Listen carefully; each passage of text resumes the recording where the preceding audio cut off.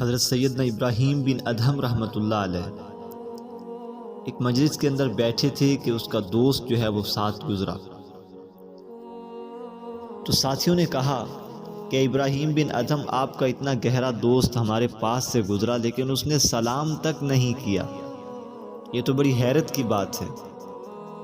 تو سیدنا ابراہیم بن ادہم رحمۃ اللہ علیہ نے فرمایا کہ بھائی، ہو سکتا ہے وہ کسی عجیب و غریب پریشانی کا شکار ہو جس کی وجہ سے اسے یاد تک نہ رہا ہو کہ میں نے سلام بھی کرنا ہے۔ بات ختم ہوتے ہی ابراہیم بن ادہم رحمۃ اللہ علیہ کے دل کے اندر یہ گمان گیا اور بڑا افسوس ہوا کہ یار یہ دوست ہے، سلام تو اس کو کرنا چاہیے تھا۔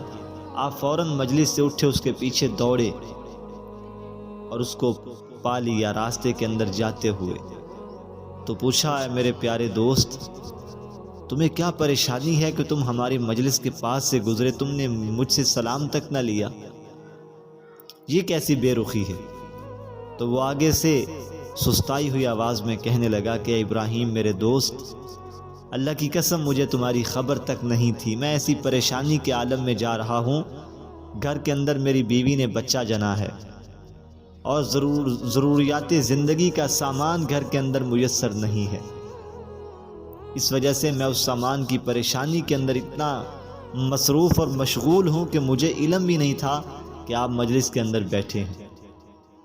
ابراہیم بن ادہم رحمۃ اللہ علیہ واپس لوٹے، بڑا افسوس ہوا کہ ایک تو دوست کا دل دکھایا، بدگمانی کی اس کے بارے میں کہ اس نے سلام تک نہ لیا، اور اوپر سے ہم اس کی مدد نہ کر سکے، ہمارے ہوتے ہوئے وہ اتنی پریشانی کے عالم میں ہے، قیامت کے دن اللہ کو کیا جواب دیں گے؟ آپ نے 2 درہم لیے قرض پر اور 2 درہم بطور قرض لے کر 1 درہم کا ساز و سامان خریدا، شہد خریدا، زیتون خریدا، کچھ آٹا گیہوں خریدے اور 1 درہم کو اس کے اوپر رکھا اور آپ ان کے گھر گئے۔ دروازہ کھٹکھٹایا، اندر سے نسوانی آواز میں کسی نے کہا، جی کون؟ تو کہا، میں ابراہیم بن ادہم ہوں، یہ باہر کچھ سامان رکھا ہوا ہے، آپ کو ضرورت ہے یہ سامان اپنے گھر کے اندر لے جاؤ۔ تو ابراہیم بن ادہم رحمۃ اللہ علیہ فرماتے ہیں کہ میں جیسے ہی سامان دے کر لوٹا اور اس کی بیوی وہ سامان اٹھا کر اندر جانے لگی تو میں نے اپنے کانوں سے کمزور سی آواز سنی۔ وہ آواز کیا تھی؟ اللہم لا تنس ھذا اليوم لابراہیم ابدا۔ وہ عورت کہہ رہی تھی، اے پروردگار عالم، آج کے اس دن کو، ابراہیم بن ادہم کے اس دن کو کبھی نہ بھولنا، ہمیشہ یاد رکھنا۔ ابراہیم بن ادہم رحمۃ اللہ علیہ فرماتے ہیں اس کے یہ الفاظ تھے کہ اللہ تعالیٰ نے اس کے الفاظ کے بدلے میں مجھے وہ روحانیت عطا فرمائی، وہ ولایت عطا فرمائی جو شاید کئی سال کی عبادت سے بھی میں حاصل نہ کر سکتا تھا، یہ تھی مظلوم کی مدد کرنا۔ ایسے کمزور ترین حالات کے اندر کمزوروں کی، مسکینوں کی، محتاجوں کی جب انسان مدد کرتا ہے اور ان کے دل سے جو دعائیں نکلتی ہیں، اللہ کے عرش کو ہلا کے رکھ دیتی۔ آج کتنی ایسی مائیں اور بہنیں ہیں جو ابراہیم بن ادہم رحمۃ اللہ علیہ کے کھانے کا انتظار کرتی، اور آج کتنے بد نصیب ہم انسان ہیں کہ مائیں بہنیں، مظلوم بہنیں ہمیں دعائیں دینے کے انتظار کے اندر ہیں لیکن دعائیں لینے والا ہی نہیں۔ تو قیامت کے دن یہ پوچھ ہوگی، اس وجہ سے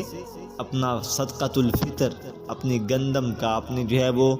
کاشت کا جو عشر ہے وہ غریبوں پر خرچ کریں، مسکینوں پر خرچ کریں، تاکہ ان کے دل سے نکلنے والے الفاظ سیدھے اللہ کے عرش کو ہلائیں اور اللہ تعالیٰ کی رحمت کاملہ ہمارے اوپر نازل ہو جائے۔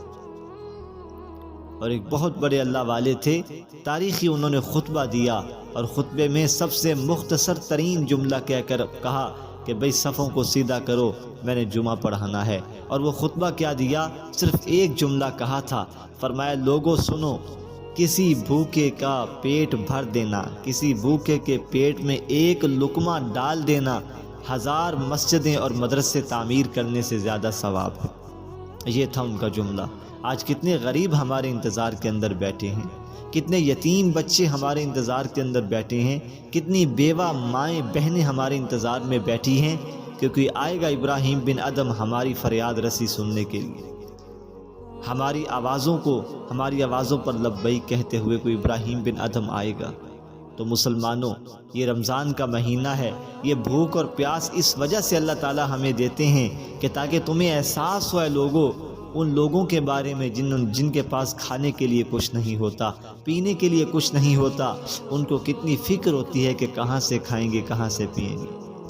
اس وجہ سے گزارش ہے کہ زیادہ سے زیادہ رمضان المبارک کے اس مبارک مہینے کے اندر صدقہ خیرات کریں، جس مہینے کے اندر 1 روپیہ صدقہ خیرات کرنا 70 روپیہ صدقہ خیرات کرنے سے زیادہ بہتر ہے۔ اللہ تعالیٰ سے دعا ہے عمل کی توفیق عطا فرمائے۔